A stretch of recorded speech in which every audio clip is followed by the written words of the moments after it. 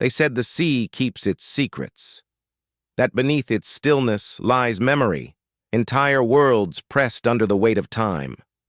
Along the western coast of India, where the tides of the Arabian Sea whisper against stone, divers once descended into the depths and saw something that should not have been there. Pillars, walls, courtyards, a city sleeping beneath the waves. They called it Dwarka. For centuries, the name had belonged only to legend, the holy city of Lord Krishna, said to have vanished beneath the ocean at the end of an age.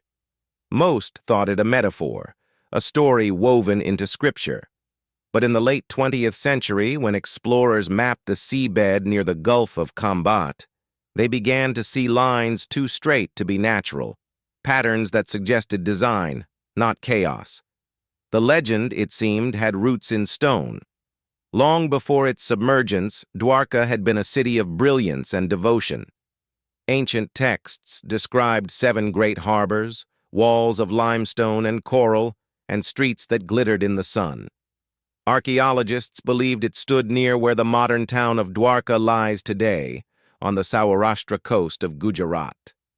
The people who lived there traded with faraway lands, Egypt, Mesopotamia, perhaps even beyond.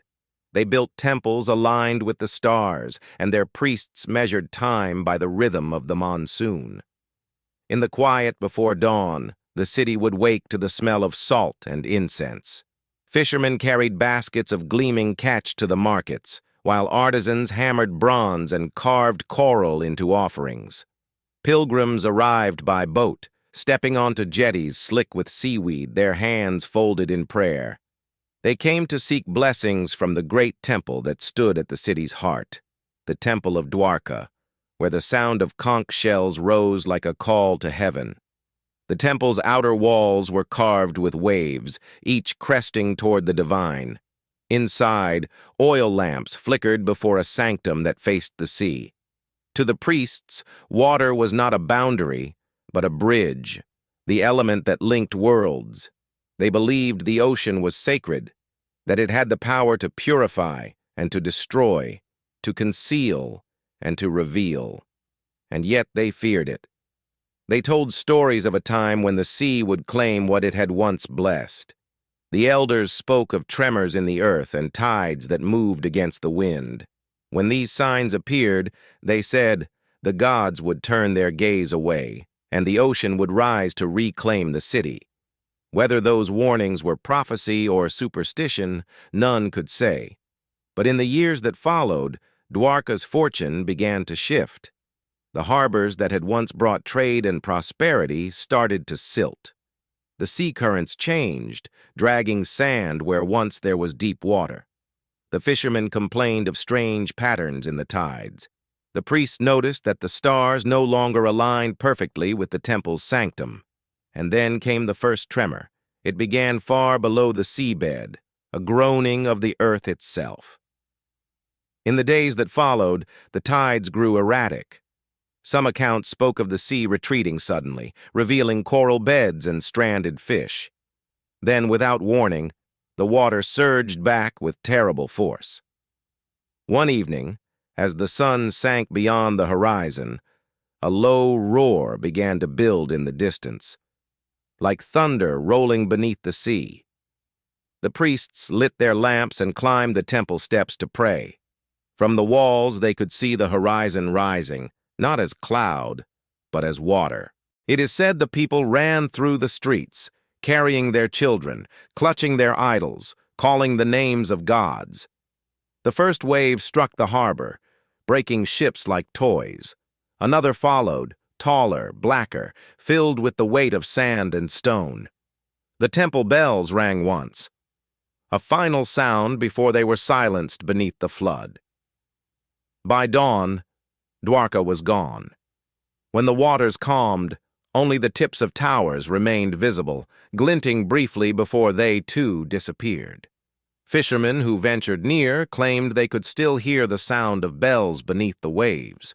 For generations, the sea above Dwarka was considered holy and cursed. No one anchored there after sunset.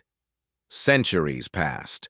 The world changed, empires rose and fell along the Indian Ocean. The story of Dwarka became a legend, preserved in the Mahabharata and the Puranas, where it was said that Lord Krishna, after ruling the city, returned to the divine, and with his departure, the age ended and the sea consumed his kingdom. Most historians treated it as myth, but the ocean remembers what the land forgets. In 1983, a team from the National Institute of Oceanography began surveying the waters off the coast of modern Dwarka. Using sonar and magnetometers, they mapped unusual formations on the seabed: straight lines, right angles, rectangular enclosures. The patterns did not belong to coral or rock.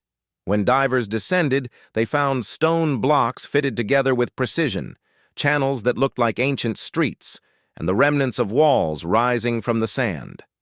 Carbon dating of artifacts, pottery shards, wooden fragments, beads, suggested great age. Some samples, controversially, were dated to nearly 9,000 years ago, far older than any known urban settlement. Scholars debated the results, arguing over whether the findings belonged to a lost city, a natural formation, or evidence of an earlier forgotten civilization.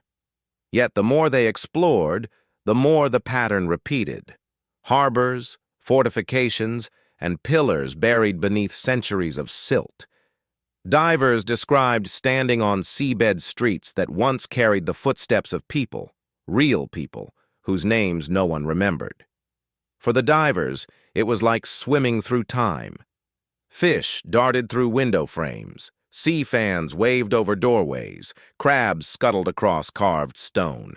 Every current stirred a little more of the past. The team documented every detail, every anomaly.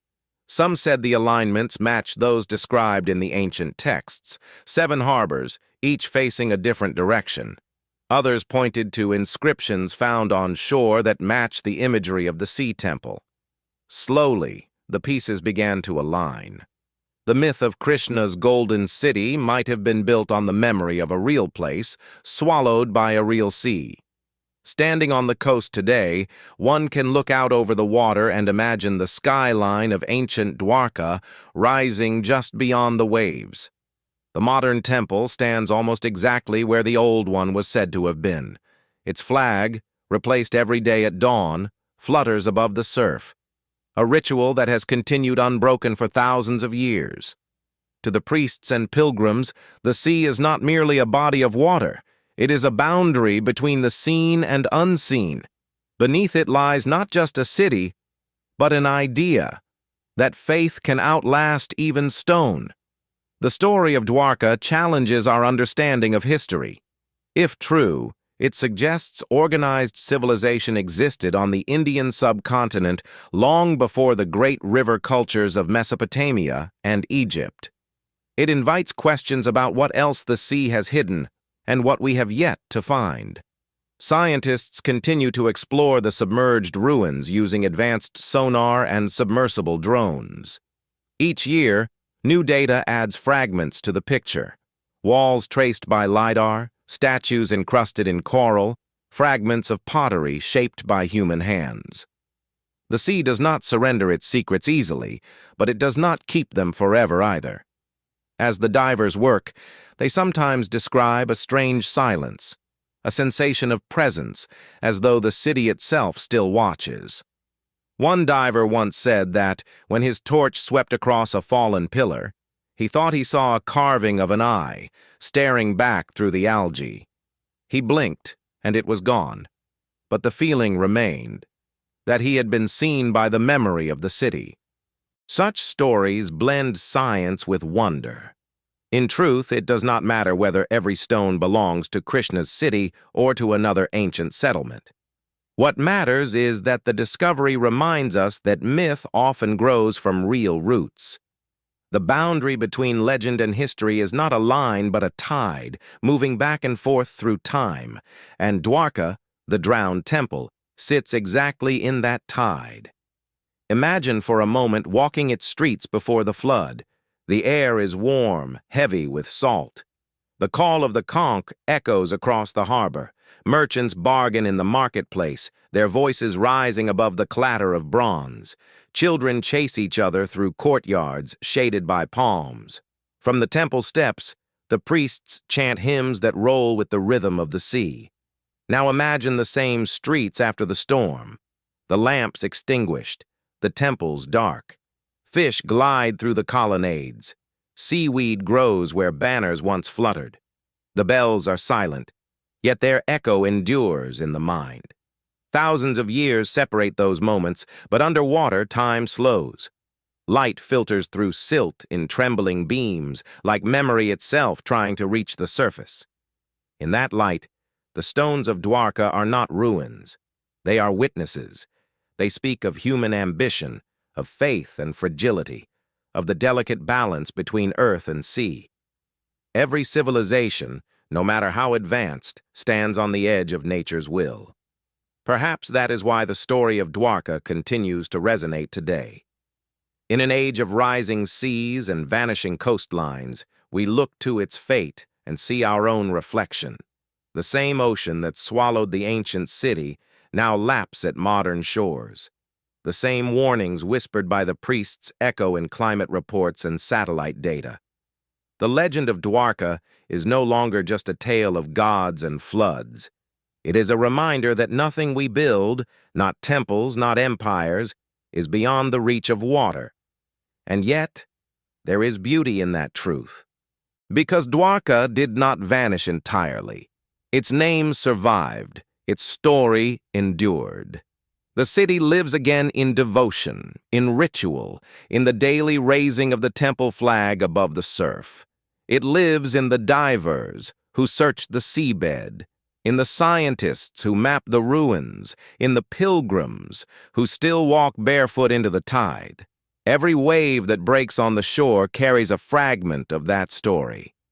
Every shimmer of sunlight on the water is a reflection of the golden city that once stood there. If you stand at the edge of the modern Dwarka temple at dawn, when the sky and sea are the same color, you might feel a faint vibration beneath your feet, not from machines or boats, but from the heartbeat of something ancient. The ocean never forgets, and sometimes when it is ready, it allows us to remember too.